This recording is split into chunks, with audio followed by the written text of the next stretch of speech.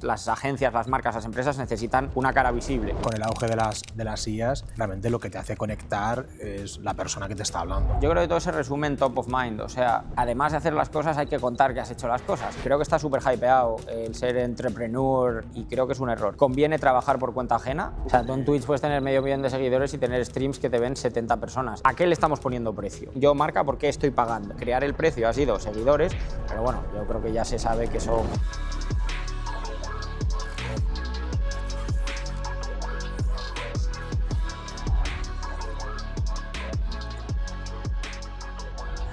Pues hoy inauguramos los 210 Talks.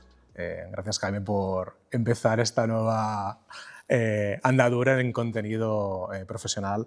Gracias. Estas conversaciones son entre personas profesionales del sector, como tú. Y nada, para los que nos veáis, pues básicamente van a ser contenidos muy nicho para aquellos que sean amantes del ámbito del marketing digital y en concreto en la parte de influencia, que es lo que nos toca y de lo que sabemos. Tío, muchísimas gracias por haberme invitado. No sabía que era el primero, lo cual es como más honor aún, así que fenomenal, tío. De verdad, me hace mucha ilusión que me hayas invitado a esto.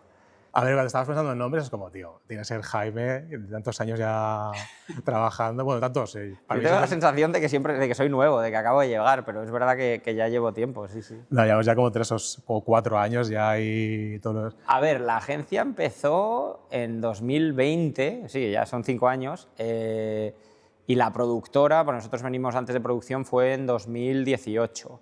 Yo me empecé a implicar más en 2019. O sea que sí, ya al final son 6 años. Lo que pasa es que como yo estuve mucho tiempo trabajando por cuenta ajena a la vez que iba cogiendo forma a esto, entonces siempre tengo la sensación de que soy nuevo, pero no, la verdad es que ya llevo tiempo y sí. Pero llevas tiempo, eres humilde, pero llevas tiempo y haciendo cosas muy guays. Aunque ya has hecho una mini introducción, pero para quien no te conozca, si no entremos todavía en, que quiero entrar luego en cosas de tu pasado, pero ahora mismo, ¿qué es lo que haces y qué es lo que haces de Voice & Views? Y creo que tenéis alguna novedad, tenemos alguna exclusiva que sin quererlo, tenemos exclusiva fenomenal, sí, en porque cuanto a vuestros avances a nivel profesional. Pues nuestra empresa ahora se llama Grupo 720, que es la unión de nuestra agencia de representación que se llama Voice & Views y nuestra productora que es Fibeta Lambda. En Fibeta estamos especializados en producción de podcasts y contenidos para Internet, podcasts tanto para plataformas como para marcas, y en Voice & Views estamos muy centrados en representación de creadores de contenido deportivo y podcasters, porque hemos visto también que los podcasters empiezan a necesitar representación, entonces había mucho solape entre las dos y no tenía mucho sentido hablar de dos marcas diferentes porque muchos talentos de Voice & Views hacían podcast en Fibeta, con recursos de Fibeta producimos contenidos para representados de Voice & Views. Las dos son muy difíciles de pronunciar y vemos que tenía sentido unirlas y llamarlo Grupo 720, que es un nombre que nos gusta mucho a todos. Y como os he dicho antes, fuera de cámara. Y porque al final eran dos empresas que eran muy 360, que al final... Estoy mirando a cámara, pero te estoy mirando a ti. No sé te voy a mirar a ti y ya está, voy a dejar de cambiarme.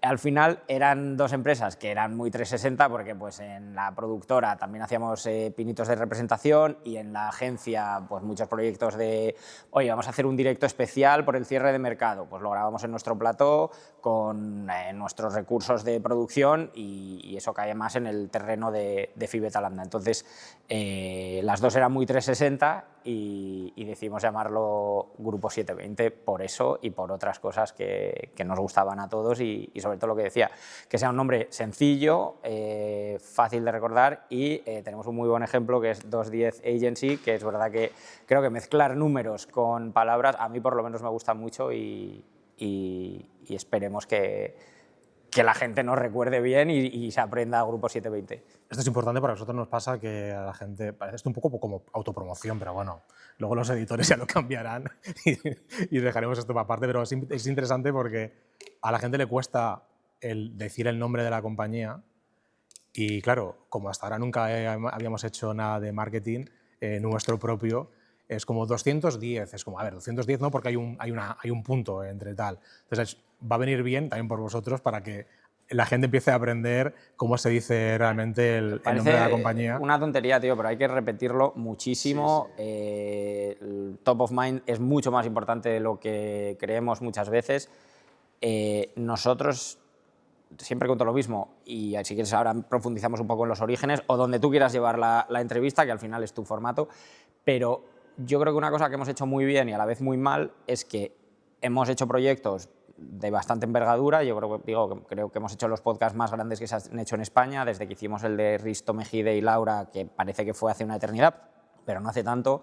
Luego el spin-off de Laura en solitario, el de Violeta Mangriñán, Jorge Javier nos pidió uno, el de Moeve, y creo que tiene una calidad, y no es porque lo haga yo, pero es porque de verdad se ve que están muy bien producidos, que tienen una identidad visual súper marcada, como muy profesionales, pero no hemos hecho nada bien el marketing externo de nosotros, de oye, que somos entonces Fibeta Lambda, ahora Grupo 720, que somos los que hacemos esto, y éramos como muy desconocidos. Entonces creo que, volviendo a lo que decía, de top of mind, de que la gente te conozca, de que sepan lo que haces, es mucho más importante por lo menos de lo que nosotros pensábamos hace un par de años, y en eso estamos ahora, en construir esta nueva marca y en que se conozca mucho cuál es nuestro core, nuestro foco y lo que se nos da bien.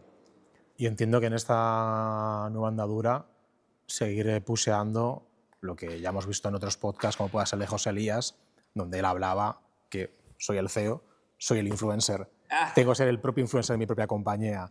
Entonces, ahí que también puede ser interesante, ¿no? Estamos viendo, ¿no?, esta tendencia en muchas marcas, más que marcas, agencias, sí, donde hay diferentes personas o personalidades que están adoptando este modelo de branded content donde el protagonista de la agencia es el CEO o el director de cierta área. Sí, o sea, yo creo que hoy en día las redes y LinkedIn, Instagram, YouTube, TikTok, la que sea, creo que permite una granularidad tan concreta que tú puedes ser el representante de... O sea, ¿no? Las agencias, las marcas, las empresas necesitan una cara visible y por lo general suele ser el CEO.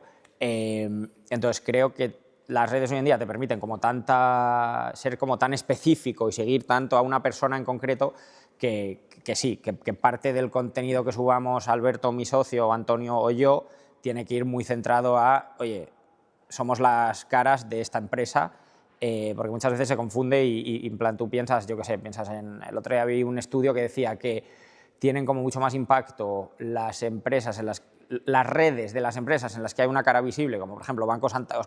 Ana Patricia Botín tiene mucho más impacto lo que publica ella que cuando Banco Santander hace un post impersonal. Entonces, sí, creo que la audiencia quiere ver eso, quiere ver, pues, joder, además del trabajo que haces muy profesional, cómo es la persona o las personas detrás de ese curro. Pero a la vez también es un debate que tenemos internamente, que es, joder, si lo que queremos hacer es una empresa grande y que se nos conozca y que digan, estos tíos pueden... Yo lo lanzo, yo tengo un sueño ahí que es producir el siguiente hormiguero. Lo tengo ahí como en la recámara por mucho tiempo, cuando sea, si es que alguna vez es. Pero creo que si salgo yo o sale Alberto en todos los contenidos de Grupo 720, por un lado está muy bien porque se nos conoce más y tal, pero a la vez si lo que quieres es hacer una productora seria, sólida y firme, debería ser la empresa como la que dé esa sensación de capacidad y de sofisticación y de poder hacer proyectos de gran envergadura. Entonces siempre tenemos como ese dilema interno de tenemos que salir nosotros, tiene que ser una producción de 720 impersonal para que se vea como la profesionalidad del proyecto. No lo sabemos muy bien, yo creo que es un poco un equilibrio de las dos. Yo creo que la dualidad de encontrar un contenido que tenga un tono más corporativo y que la presencia sea más marca y que al final conectamos con el ser humano. O sea, por mucho que ahora estemos en un sector con tantos cambios como pueda ser el digital en general. Sí, no, pero igualmente es personal. Con el auge de las IAs, realmente lo que te hace conectar es la persona que te está hablando. O desconectar, porque hay gente que te genera rechazo, te genera cringe, claro, por los motivos que sean, porque se nota que hay un exceso de necesidad de atención, no de comunicación. Entonces, pero bueno, dejando a un lado esa parte más humana de los aspectos de la persona, al final lo que ocurre es que en casa de herrero cuchillo de palo. Estamos en una empresa o estamos en unas agencias que trabajamos en marketing de influencia o asesoramos o representamos, toda la representación en general de lo que es marcas del sector, pero luego para la comunicación interna no aplicamos eso. Y no necesito un peldaños para que sea la imagen de mi compañía o de mi agencia, pero sí necesito gente de dentro que hable. Estás viendo, por ejemplo, contenidos de agencias como pueda ser Ogibli, que veo que aparecen, o otras agencias más pequeñitas, que los protagonistas son a lo mejor los becarios o un copywriter o lo que sea, pero ya como que es, qué guay, ¿no? Pero porque te hace gracia y te quieres saberlo. Yo creo que todo se resume en top of mind, o sea, es que además de hacer las cosas hay que contar que has hecho las cosas, que hay una fina línea luego también entre ser un charlatán y como hacer como show off y no se trata de eso, pero pues tú, ¿por qué? Tú mismo lo dices, o Gilby o quien sea, puede ser un contenido que ha hecho como la persona como recién llegada ahí con menos responsabilidad de la empresa, pero a la vez dices, qué guay, y la próxima vez que tengas que pensar en un proyecto y dices, joder, pues te acuerdas de eso, o sea, es como recordarle a la gente lo que haces sin ser un flipado ni estar como presumiendo demasiado, pero joder, sí, porque es que nosotros, por ejemplo, una cosa que nos hemos dado cuenta es que hacemos muchísimo esfuerzo, nos pasan dos cosas, hacemos muchísimo esfuerzo en cerrar un cliente nuevo, en convencer a un cliente de que nos contrate un proyecto, por ejemplo, el podcast de Moeve que lanzamos el año pasado, dentro del rebranding que han hecho, todo lo que pasará, que es una producción súper guay, muy de nuestra forma de trabajar, que es como tú ves un frame y sabes que es ese podcast porque tiene un arte súper cuidado, está muy, muy bien hecho. Pues tío, no lo hemos comunicado casi ni en nuestras redes, ni en nuestras redes personales, ni en LinkedIn, pero porque yo creo que estamos como tan rápido y estamos como tan petados de hay que hacerlo bien, hay que entregarlo bien, hay que hacerlo al cliente, hay que tal, que ni nos da tiempo a profundizar la relación muchas veces con los clientes con los que ya tenemos, ni a contarle al mundo lo que hemos hecho, lo cual es una pena, porque luego hago una presentación, el otro día estuve en una agencia tocha contándoles lo que hacemos. Decían, joder, sois vosotros los que habéis hecho esto. Y digo, si es que es eso, es como la mitad es que hay ruido de obras, por eso me río. La mitad, pero bueno, mucho es hacerlo y hacerlo bien, pero es igual de importante, joder, también para que te salga la siguiente producción y el siguiente proyecto, que se vaya sabiendo quién eres y lo que has hecho. Entonces, también yo creo que para vosotros es bueno esto, para que le contéis al mundo lo que hacéis, que joder, solo lo que hemos hecho nosotros de campañas vuestras, joder, tenéis marcas muy grandes, muy, muy potentes. Sí, pero bueno, no vamos a venir a hablar de nuestro libro. Bueno, vale, pero en fin, bueno, pues yo he venido a hablar de lo bien que trabaja 210 y que es gente muy profesional y con la que da gusto trabajar. Que conste que no hemos pagado a nadie para que venga a esta entrevista, ni muchísimo menos. No, aquí los protagonistas sois vosotros. Y tío, aunque hemos entrado de manera muy, muy orgánica en cosas muy en el detalle, yo recuerdo el año pasado, o fue este año, que tuvimos una comida y claro, yo no sabía que venías del mundo de la banca. Sí. Entonces, para quien no lo sepa, entonces el mundo de la banca, ¿cómo recuerdas esa época de iniciación en el mundo profesional? Esto es largo, ¿eh? A ver cómo lo condensamos. Intento sintetizar, que luego tengo que coger el tren a Barcelona. Yo estudié Administración y Dirección de Empresas en una universidad que se llama CUNEF, que es Colegio Universitario de Estudios Financieros y que está muy centrado a trabajar en banca, porque yo quería trabajar en una sala de mercados, de estas que hay 700 personas gritándose, comprando bonos, vendiendo. O sea, el rollo lobo de Wall Street. Sí, pero legal y sin hacer trampas. Y estos eran más de renta variable y yo era más de renta fija, que da igual. Entonces, me leí un huevo de libros en la universidad, estaba seguro de que quería hacer eso y conseguí un trabajo en Londres, empecé en BNP Paribas, cubriendo derivados de crédito para la mesa española desde Londres, una cosa como ultra específica, pues me maté, apliqué a 1000 bancos, me cogieron en este y estuve ahí, me llevé un chasco gigante porque esto era 2007, que se empezaba a hablar de la crisis de subprime y veí que no estaba aprendiendo nada, que tenía muy poco que hacer, muy poco recorrido y que no me gustaba. De ahí empecé a empollar sobre microfinanzas, que es banca para gente de pocos recursos, gente que quiere montar un stand de zumos de naranja en una esquina de una calle de Perú o Colombia o donde sea y que necesita 300 euros para comprarse pues, la materia prima y montar el negocio. Y ahí estuve en una fundación de BBVA 6 años. Y súper guay. Estuve una temporada en Perú, yendo mucho a Colombia, y luego estuve viviendo 2 años en Panamá. Y ahí me veía que estaba como muy nicho, que no había mucho más crecimiento para mí y que era un sector muy pequeño en España. Entonces hice el IES, el EMBA, que fue de lo más duro que he hecho en mi vida porque era compaginarlo a la vez que trabajabas, la mejor experiencia de mi vida.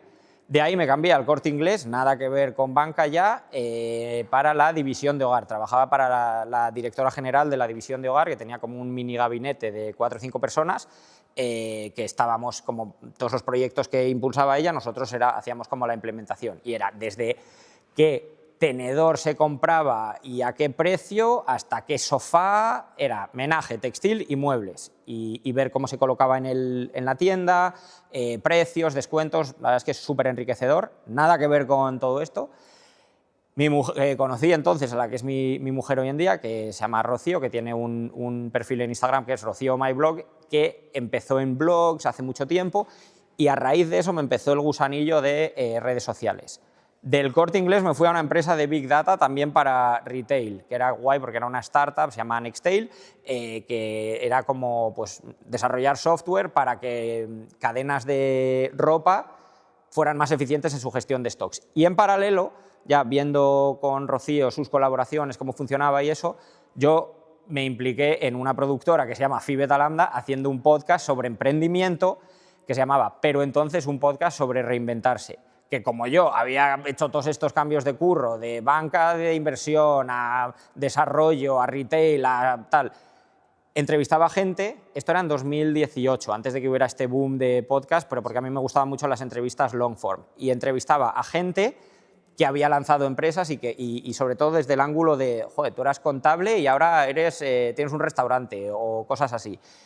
Y ahí hice 43 capítulos, entrevistamos a gente muy guay, a Richard Vaughan, a los de Grosso, a Pompey, a New York Burger, a Bernardo Hernández, que estamos hablando antes de él, y para mí era increíble, porque era como una razón para poder hablar con gente a la que admiraba, y ahí, en el tercer capítulo, me escribió Alberto Chao, que es hoy en día mi socio, que yo creo que no tenía ni 18 años entonces, en plan, oye, tío, me gusta lo que haces, a ver. De ahí me impliqué más en Phi Beta Lambda, porque Antonio Castelo, que es el fundador, necesitaba un tío que supiera de valoración y de números, y en paralelo Alberto vio la oportunidad de lanzar Voice and Views para representar a creadores de contenido que se estaban abriendo canales de Twitch. Entonces, de toda esa mezcla, he acabado aquí y creo que tiene muchas cosas buenas, porque coges como el rigor y la exigencia de los curros anteriores, de banca, al final mucho lo que hacíamos en el Corte Inglés y en Nextail era consultoría, pues trasladar todo eso a este sector que es como más artístico, pues yo creo que nos ha venido muy bien. Que fue, a ver, casi has respondido a muchas preguntas que tenía. Cosa que está bien. 10 minutos, ya, cosa que está bien. Pero, ¿cuál fue el clic o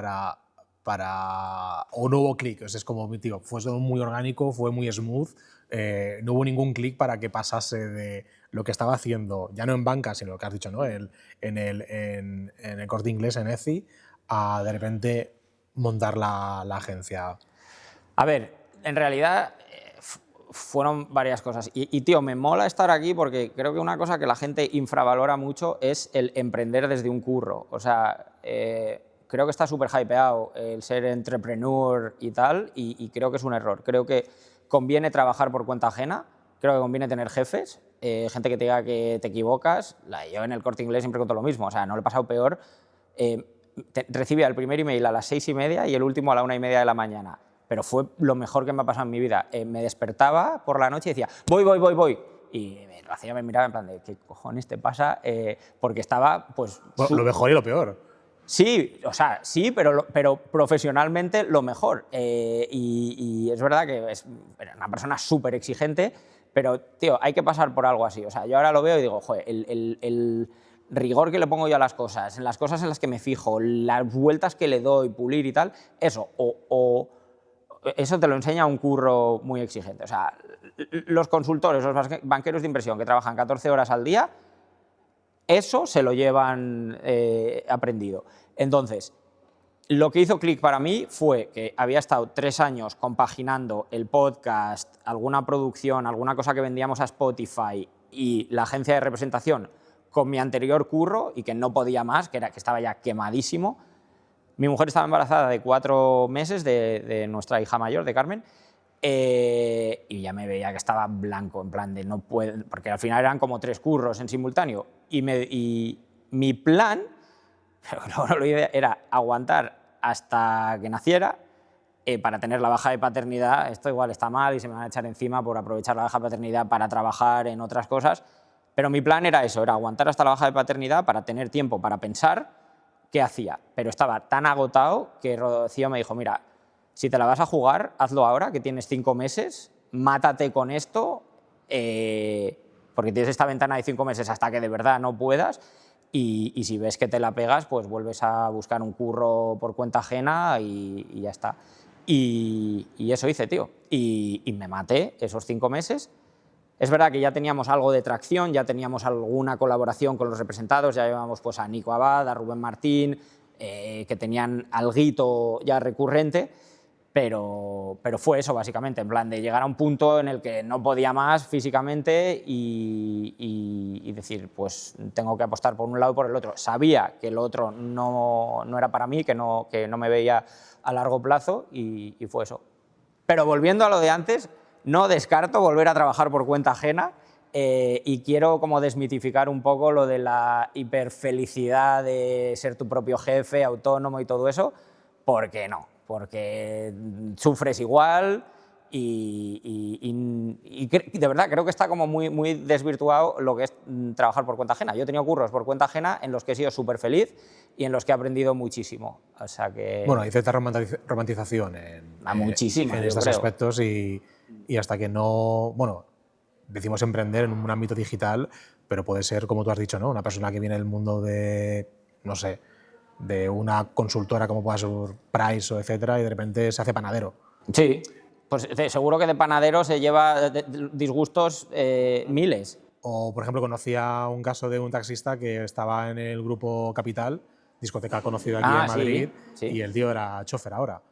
Entonces, claro, que no siempre tener tu proyecto te hace feliz, a veces otras cosas, bueno, cada uno, ¿no?, con sus circunstancias. Exacto. Y aquí ya pasando a la siguiente parte de lo que hacéis en la agencia, en lo que es representación, tenéis varios creadores de contenido, que ya hablaremos de alguno de ellos, que es interesante porque muchos de vuestros perfiles son perfiles muy analógicos, que vienen del mundo de la comunicación tradicional y que ya luego nos dirás cómo ha sido esa transición, qué visión, porque claro, para vosotros pues es una visión, habéis visto un nicho muy interesante y un potencial también en ellos.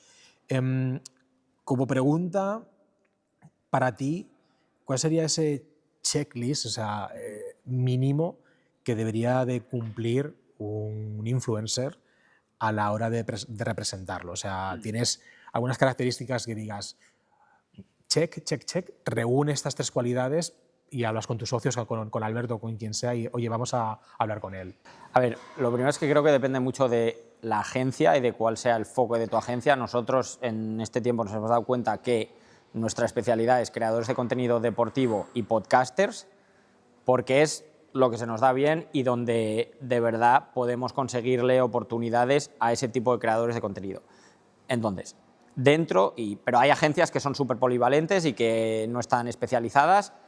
No digo que lo mío sea lo mejor, digo lo que a nosotros nos funciona mejor es centrarnos como en el que es nuestro core y enfocarnos en eso. Lo segundo, esto también hemos tenido muchas conversaciones internas y llegamos a un punto que era sangre de influencer. ¿Y eso qué significa? Pues significa que es una persona que sabe que esto es un curro, o sea, que tiene que ser constante en sus publicaciones, que tiene que ser estable, que tiene que saber que esto es muy de resiliencia, que puedes tener un vídeo, un contenido que lo reviente y uno que se la pegue muchísimo y que encima ese que se la pega es de publi y que tiene que saber navegar estas olas y estos momentos de ansiedad, tiene que saber que tiene que hacer cosas a veces gratis. Creo que es un error. Tiene que ser flexible, o sea, creo que tiene que saber que si se está construyendo una relación con una marca, pues hay veces que las marcas disponen de presupuesto y veces que no. Nosotros tenemos tú has dicho una cosa es importante, que es que los nuestros son sobre todo analógicos, y eso yo me he dado cuenta que es una ventaja, porque, por lo que decía antes, que es gente que ha tenido jefes, gente que hoy en día sigue teniendo jefes, que saben lo que es pues tener una nómina y gastos y tal, y que no están como tan, no sé cómo decirlo, pero o sea, que tienen una vida normal y saben cómo... Es que, tío, diga lo que diga va a sonar mal, pero... Pues sí, son más maduros profesionalmente, ¿no? Creo que que tengan más de 40 años también hace más fácil trabajar con ellos, pero sobre todo que traigan ese bagaje de haber trabajado en redacciones, de haber tenido que aguantar a jefes y tal, para nosotros es muy importante. Porque, pues tío, tú lo has visto, hay veces que no es ni culpa del influencer, ni de la agencia, ni de nadie, pero hay que repetir cosas. Pues que entiendan que esas cosas pasan y que no sea un drama, que haya que hacer un post más de una vez o repetir algo o lo que sea, pues facilita mucho. Y eso hemos visto que en perfiles más nativos digitales que solo se han dedicado a esto, pues es más difícil. ¿Cuáles serían red flags para ti a la hora de decidir y que sea un no-go?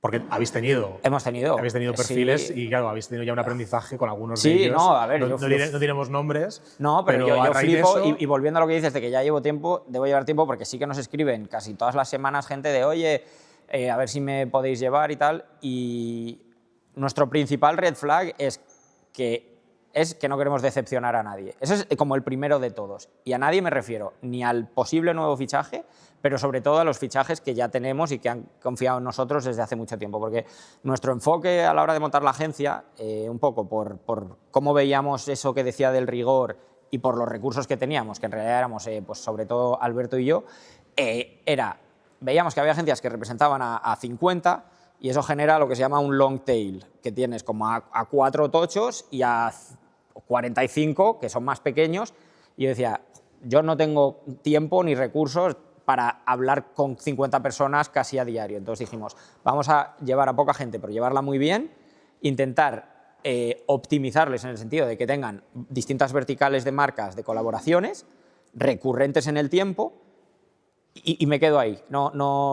Ya veré cómo hacer la empresa grande o cómo escalar esto, pero de momento vayamos poco a poco, porque eso, sobre todo no decepcionar a nadie. No fichar a alguien con muchísimo potencial si no estoy seguro de que le puedo conseguir colaboraciones, porque le voy a decepcionar a él y me va a quitar foco de los que ya llevo. Entonces, esa es como la máxima nuestra, que sea gente que de verdad creemos que podemos. Lo segundo que hacemos es que hacemos un periodo de prueba. Esto es como muy gradual y nosotros no atamos a nadie ni les pedimos cosas de si te vas me tienes que pagar tanto. No, es en plan, oye, tío, vamos a hacer una prueba, todo muy smooth, 3 meses, y vamos a empezar a moverte y a ver si de verdad somos la agencia para ti. Pero siempre muy, muy poco a poco. Y luego, pues red flags, esto lo vas viendo, porque nosotros, o sea, rara vez... No, nunca hemos fichado a nadie en plan de un email te ficho, no. O sea, yo creo que mínimo tenemos como 4 o 5, si no más, reuniones con ellos para conocerle muy bien, para ver si podemos sacarles colaboraciones, y eso al final en ese proceso lo vas viendo, pues todo lo que he dicho antes. Una persona que si hay que repetir algo va a poner problemas, una persona que alguna vez va a estar dispuesto a hacer un poco más, no, under promise and over deliver, en plan, pues hay 10, tienes que hacer 2 contenidos, pues joder, si puedes hacer 3 o 2 y una cosa o tal, que tenga un poco esa manera de ver las cosas, que no sea muy avaricioso, porque yo siempre digo lo mismo, no somos para nada los más caros, yo creo que somos tendiendo a baratos, nuestro margen solo es un 20%, ya sea en representación o en campañas, y nuestros precios, por feedback que nos van dando, son bastante competitivos. Ahí tú tendrás una visión, no lo sé, pero no hace falta que opines. Pero prefiero ser más barato que el de al lado y que eso me suponga una recurrencia y que la marca quede contenta y que haya como una relación a largo plazo, que meter un palo una vez y no volver a trabajar en la vida, que me parece muy cortoplacista y no tiene sentido.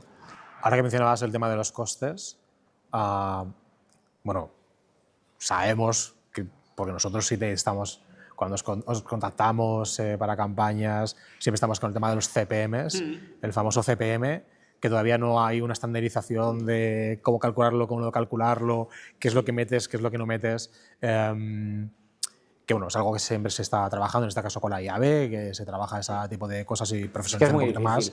Pero para vosotros, de media, ¿en cuánto os movéis de CPM? Pues tío, es que... También depende un poco del proyecto, pero... Sí, depende de la duración del proyecto, de la marca, del influencer, pero hemos tenido desde menos de 2 euros hasta más de 50. Es que no hay. Pero es que volviendo a eso, que es una cosa que me gusta mucho, yo hago el símil con si tú te compras una casa y la reformas. Tú ves por ahí en plan de 300 euros el metro cuadrado. Luego hay como... La reforma integral es muy relativo, porque tiras tuberías, suelos, todo, luz, tal, como que hay mil variables que puedes meter ahí. Pero luego también están las calidades, de qué tipo de suelo pongo, madera natural, plástico, ¿no? Entonces, no estoy haciendo una comparativa con la calidad de los contenidos, pero no es lo mismo que haga una prescripción un creador de contenido muy del nicho de la marca, con una comunidad fiel que se fía de él porque sabe de esa vertical y de lo que está hablando, que si a lo mejor está justificado pagarle un CPM más alto porque de verdad tiene arrastre hacia eso que está vendiendo o comunicando, que coger a un influencer super mainstream, que a lo mejor tiene muchísimos más seguidores, pero que el impacto que va a tener es menor, pues no tendría sentido pagarle lo mismo.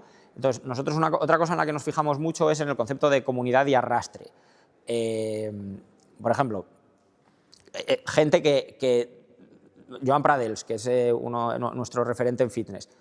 Joder, Joan es un tío que tiene muchísima comunidad y que de verdad sabe de lo que habla y que la gente pues se fía de sus asesorías. Es decir, que eso tiene sentido, que es una persona que dice, oye, de verdad creo en esto, va a hacerlo porque de verdad sabe de eso y creo que ese tipo de perfiles tienen un valor mayor que otros que son como más generalistas, que valen para otras cosas.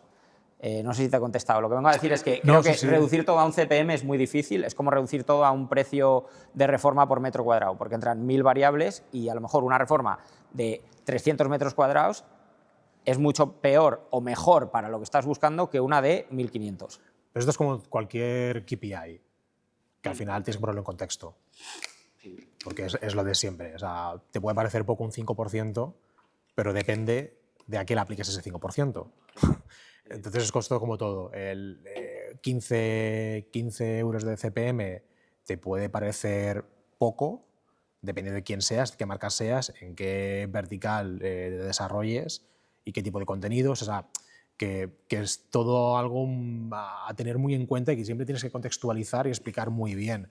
Pero de primeras, ya sabes, que cuando estás en la fase de negociación, briefings, chequeando, viendo perfiles, al final te quedas con la numérica, que es otro punto también interesante a la hora de evaluar, porque han pasado muchos años donde las marcas escuchan algo que es nuevo y van ahí. Pero también te digo, y una cosa que estamos viendo ahora, que digo y desdigo lo mismo, estamos viendo, si es puramente por CPM, yo ahora mismo, a noviembre de 2025, estamos viendo que hay menos apetito de marcas en entrar en contenidos a diario de nuestros representados, que a lo mejor, no exagero, que generan 100 millones de impactos al año, que si haces un CPM va a salir bajísimo. Nos cuesta más, encontramos menos marcas que quieran aparecer en esos contenidos, donde se hacen menciones recurrentes y tal, que ni siquiera es como un branding y un logo ahí, que marcas que quieran aparecer en contenidos más elaborados, de más calidad, tipo vlogs, donde al final el alcance de esa mención es mucho menor que lo otro. ¿Por qué? Pues porque por lo mismo, porque al final depende de lo que quiera la marca en cada momento. Si en el blog tú vas a hacer una mención como muy cuidada, contando muy bien los highlights, dentro de un contenido en el que la gente presta atención, que pueden pausarlo y entrar a comprar y tal, pues ese CPM debe ser mucho mayor, porque al final el impacto que va a tener la conversión es mucho más alta que uno que a lo mejor tenga 5 millones de, por ejemplo, TikToks, que los ves. Entiendo que hay marcas que paguen menos por aparecer, y ya te digo, no es nuestra especialidad, pero entiendo que hay marcas, porque nos lo han dicho, que pagan menos por aparecer en TikToks que en otro tipo de contenidos, pero los TikToks pueden tener mucho más alcance. Entonces, de ahí que no se pueda reducir a un CPM porque es como muy simplista y no cubre todo. Bueno, a ver, el CPM, ya te digo, es importante porque es una manera de poder validar. A ver, creo que necesitas una referencia, pero siempre tienes que contextualizar. Sí. Como tú me has dicho, no es lo mismo hacer un paquete de contenidos en una red social en vertical, como pueda ser Shorts o Reels TikTok, a algo que sea pues, un vídeo en una serie en YouTube, que evidentemente los costes pues, no son los mismos, ni la propia producción del contenido. O sea que, pero eso luego ya es nuestro trabajo desde la parte de agencia poner en valor y poder explicar eso. Pero sí me parece interesante que antes era como, sí, influx, venga, para adelante. Sí, luego se ha empezado a analizar un poco más y veías que conversiones había unas cantidades en esos presupuestos, es como han convencido. Sí, porque luego hay otras que se las ven mucho más profesionales, otras marcas, y sí analizan esa parte. Y no solamente ven cuántos millones de seguidores siguen a este influencer, sino que evalúan y validan bien el contenido y se dejan a un lado la tontería de los seguidores, que no te vale para nada, empezando por Twitch y acabando en TikTok. El número de seguidores no te transforma nada. Antes en Instagram sí, pero es que ahora tampoco. O sea, tú en Twitch puedes tener medio millón de seguidores y tener streams que te ven 70 personas. Eso, pues sí, es gente que en algún momento ha tomado la decisión de seguirte en Twitch, pero a diario no deciden verte. Entonces, para mí tiene mucho más valor, por ejemplo, Rubén Martín, que es nuestro creador número 1 ahora en deportes, creo que tiene 160.000 seguidores en Twitch solo, que son un porrón, pero tiene numerazos. Entonces, porque eso, pues lo que decíamos del arrastre, es abre directo, voy a escuchar a Rubén porque me fío de lo que dice y quiero verle. Entonces, sí, los seguidores ya para nada, lo que importan es eso, es cuánta atención prestan a lo que dice esa persona. Eso es un punto importante porque la suma de varios KPIs es lo que hace que tú puedas decidir si es válido o no válida la persona. Aparte del brand affinity, que luego ya la afinidad de marca con la persona elegida, saber si es alguien que no tiene... hablamos antes de los red flags de los perfiles, que al final para una marca también tiene que ser interesante e importante si esa persona hace unos años ha puesto comentarios desafortunados, ¿no? Entonces, teniendo eso en cuenta, la parte más humana y tal, pero teniendo lo que es el engage rate, que justamente lo acabas de decir, oye, es que este chico... Es credibilidad. Esta persona tiene estos seguidores, pero tiene esta audiencia. Si lo comparamos con otro, no vas a hacer comparaciones con otros perfiles streamers o periodistas, pero si lo comparas, a lo mejor puede tener 500.000 y a lo mejor no tiene ni 100 personas viéndole en su directo, claro. Pues ahí te da una señal de que el volumen de seguidores no es el punto a evaluar y con el que evaluar, sino que hay otros datos. Claro, al final yo creo que la pregunta es ¿qué estamos priceando? Perdonad que suene un poco snob, pero ¿a qué le estamos poniendo precio? ¿No? Porque una colaboración, vale, pero o sea, ¿por qué marca, por qué estoy pagando 100? Por hablar en abstracto. ¿Por el número de seguidores? ¿Por la gente que va a ver eso? ¿Por la gente que se fía de este tío? ¿Sabes? Que es como, creo que muchas veces el indicador en base al cual crear el precio ha sido seguidores, pero bueno, yo creo que ya se sabe que eso no tiene sentido y que hay que desgranar un poco más y ver por qué voy a pagar realmente. ¿Has tenido en la mente alguna experiencia con alguna marca que venga de esta manera, que solo le importen los números y luego te das cuenta de que, joder, te importan los números, pero realmente no los entiendes? O sea, sí, hemos tenido y tengas que evangelizar a la marca. Sí.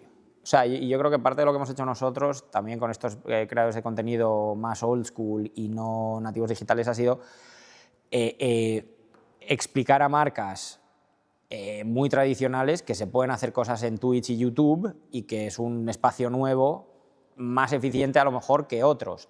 Entonces sí que me ha pasado eso. Me han pasado las dos cosas. Me ha pasado marcas que me han dicho que quieren hacer branding y luego me han pedido performance, y me ha pasado marcas que me han pedido performance y les he dicho, es que lo que pides no tiene sentido, porque que esa es otra cosa que digo yo. O sea, yo no digo que no haya que tener retorno. O sea, si una marca invierte en un creador de contenido, lo esperable es que eso genere venta y que sea una operación rentable para la marca. Pero que hay que tener cuidado en eso, porque igual que cuando pones un anuncio en El Mundo, en la versión impresa, contratas una página que costará lo que cueste, de colchones Manolo, tú no le pides al Mundo ni un QR, ni un de conversión, ni nada, ni sabes qué impacto en venta ha tenido esa inversión que hayas hecho en el Entonces, yo digo, oye, efectivamente, estamos en un mundo tecnológico, se puede traquear todo, etcétera, pero yo represento a creadores de contenido que tienen audiencias y que pueden hablar con criterio de marcas en los sectores en los que ellos cubren.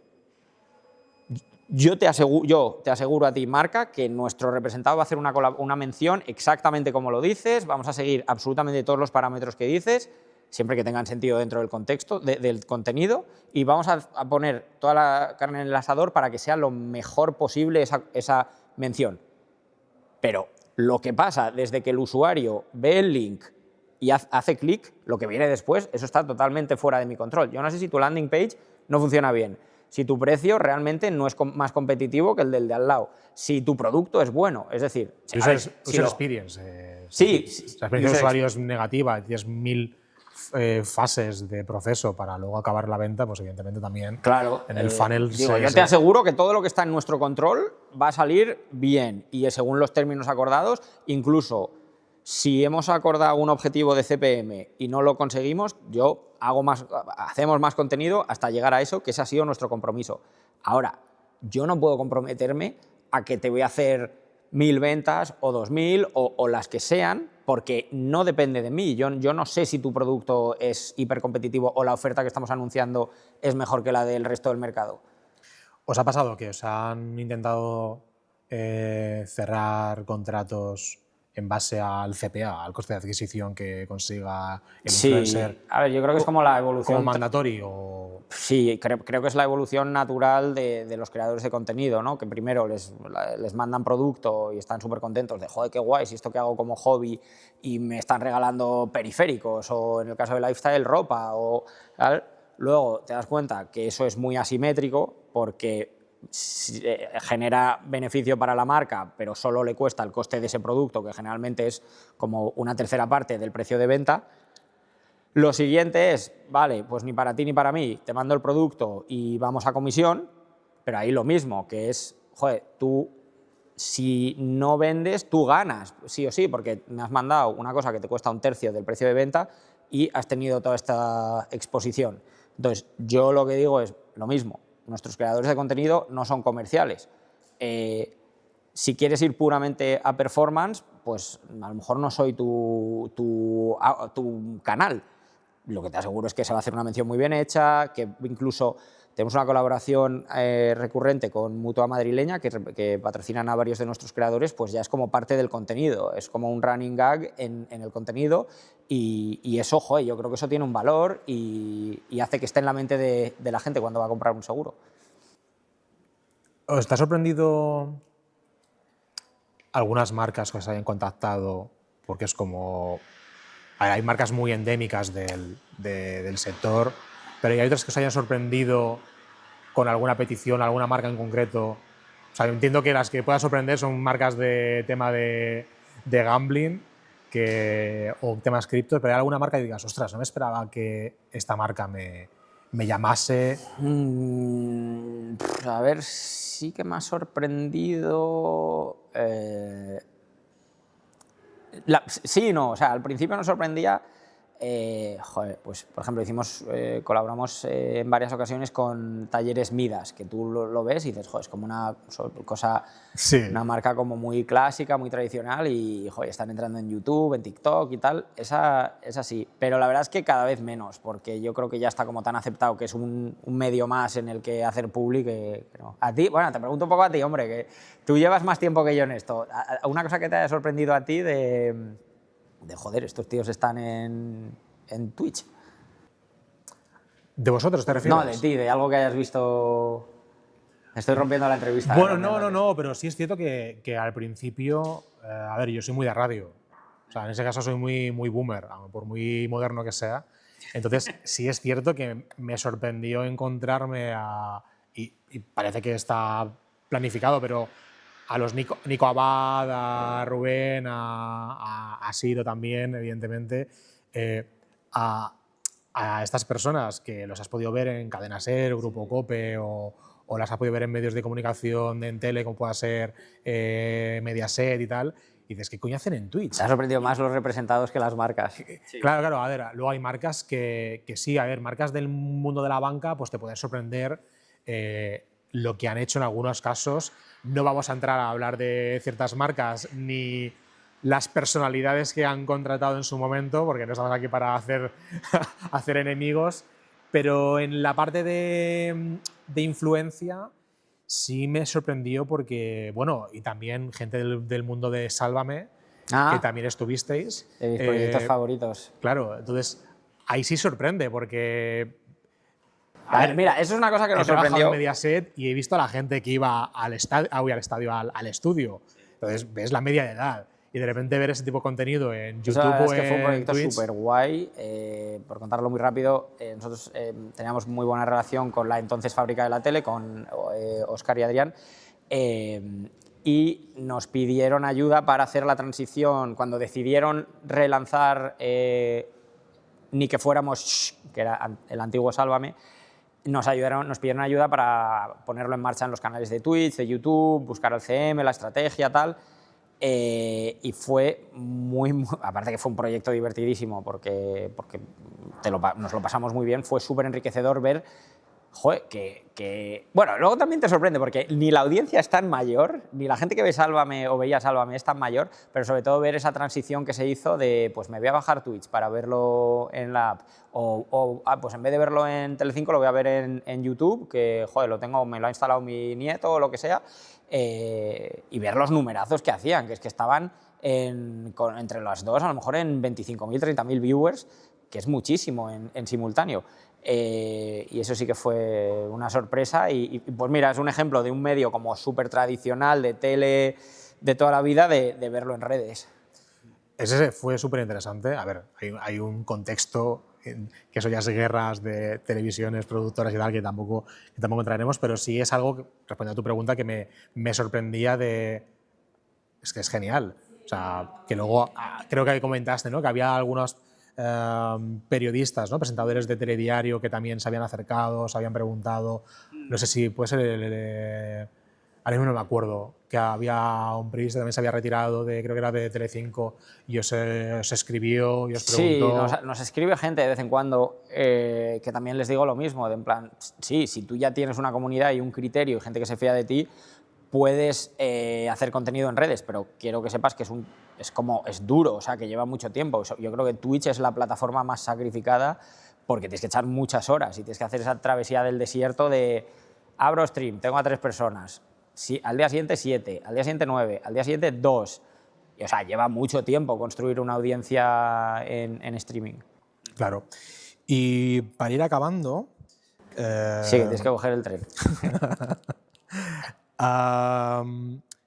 Dejando un poco de lado... me he dejado 1000 preguntas, ¿eh? Habría que hacer una versión 2. Venga, hazme metralletas y solo puedo responder en una frase. Venga, ¿qué límites no negociables tienes para proteger tu ámbito familiar y tu salud mental? O sea, estar bien. ¿Por qué te ríes? Porque no sé. No tienes límites. No, sí, a ver, hombre, familia primero, descanso y he tenido alguna crisis, puedo decir, como de ansiedad, entonces si veo que estoy llegando a ese punto, me voy de vacaciones unos días y que sigan otros, sí. ¿Tienes alguna norma al equipo, oye, el lunes a esta hora no quiero reuniones?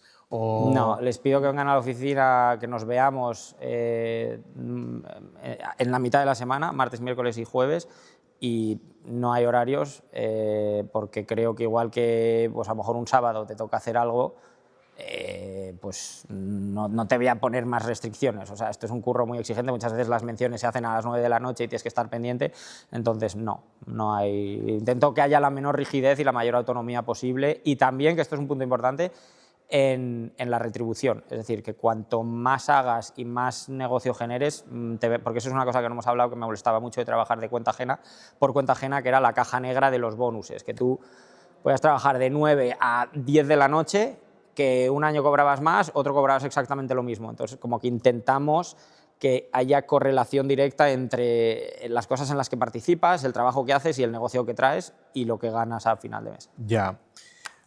¿Algún fracaso reciente que te haya marcado de alguna manera?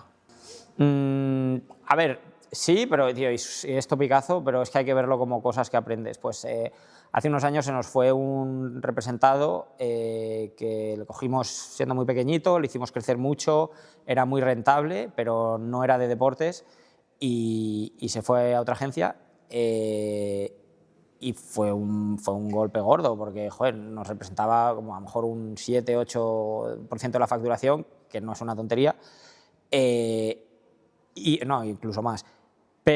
Y lo pasamos muy mal y tal, pero dices, bueno, se ha ido por algo. O sea, puedo lamerme las heridas o decir, bueno, ¿por qué se ha ido? Y eso pues nos llevó a decir, vale, es que nuestro foco no es eso, nuestro foco es deportes y podcasters y producción, y ya está, y no abrimos el abanico más. Entonces, o sea, hay fracasos, intenta aprender algo siempre. Vale, ahí empezamos con las preguntas un poco más meme. Venga. Las últimas. Si pudieras poner un post-it en el monitor de todos los marketers mañana... ¿De todos los? Marketers. Ah, sí. ¿Qué pondrías en ese post-it? Grupo 720, representación de creadores de contenido deportivo, podcasters y producción. Sí, sí, tal cual. En plan, hago esto, porque es verdad, y lo hago muy bien y soy barato. En plan, que sepáis eso. Vale. A ver, y aquí ya pues preguntas una palabra. A ver qué te viene. Esto es muy ChatGPT, ¿eh? O sea, que tampoco tienes aquí... Tío, estoy a dieta y hablo con ChatGPT más que con mi mujer. Le pregunté qué tomates son mejores, maravilla o pera. Pera. ¿En serio? Sí, estoy en ese punto. Increíble, increíble. A mí me sorprendió Neil Ojeda, ¿sí? que le recomendó a la gente que cuando se fuese a dormir le preguntas a ChatGPT cuál es la mejor hora para despertarse para no romperte de tu... los ciclos circadianos. Ciclos circadianos o REM o lo que sea. Y para que vean aquí que los influencers valen como prescriptores de marca y que influyen. Tiene mucho sentido. Y desde entonces, no siempre, pero lo típico, yo soy de dormir siesta de 3 horas. No. Y te puedes levantar peor. Sí, es bueno. La conversación de... Esto se sale mucho del marketing de influencia. No, pero es de productividad. Sí. La vida, hay que verlo así. Está muy interesante. A ver, éxito. ¿Qué? Dime, ¿qué te viene? Si no pasa la siguiente, o sea, si no se te viene nada, rápido. Nada, ver a mi familia, tío. Vale. Mi mujer y mis hijos. O sea, de verdad que son todo tópicos. Pero... Fracaso. Espera, déjame que esto es bonito, pero muchas veces estoy dándome un paseo y es como, párate con ellos y visualízalo, y le digo, Rocío, esto es genial. En plan, pero como que creo que tienes que hacer ese esfuerzo de pararte y absorberlo. No sé, esto que estamos haciendo yo creo que es un éxito, tío, porque este sea nuestro trabajo. De un lunes aquí en el Matadero poder tener esta conversación y que sea parte de nuestro trabajo. Creo que pues cosas que te llenan, tanto en lo personal como en lo profesional. Y estar aquí conmigo. Y estar aquí contigo, tío, el tío más cool de España. Es que mira qué gafas. No hagamos publicidad de la marca. Person, quiero unas. Como le pasó a Pedro Sánchez el otro día, ¿no? Sí. Esas además valen una pasta, las tuyas. Sí. ¿Qué más? A ver, venga, ahora sí que voy a ir más rápido. Un no que mereció la pena. Es que no puedo. Un no que mereció la pena. Bueno, un no de dejar mi trabajo anterior. Vale. Un sí del que te arrepientes. Haberme metido en trabajar con proveedores o representados que sabes que no son tu core, pero que a veces lo haces también, joder, pues es una empresa, tienes que el barco se tiene que seguir moviendo y tal, y luego dices, bueno, si es que esto ya veía yo de inicio que no iba a ir bien. Siguiente apuesta. La fusión, o sea, la nueva marca, Grupo 720, que se nos conozca mucho más, dar esa sensación de productora sólida y hacer mucho ruido con todo esto. Y ya por último es dónde te encontramos si alguien quiere trabajar contigo. En Jaime Barreiro LinkedIn me podéis escribir o podéis escribir a través de las redes sociales de Grupo 720. Genial. Pues Jaime, mil gracias. Gracias a ti, tío, me ha encantado. Llámame para todo lo que quieras. Me han quedado mil preguntas en el tintero. Bueno, pues invítame a comer un día y seguimos. Va a ser la primera vez. Vale.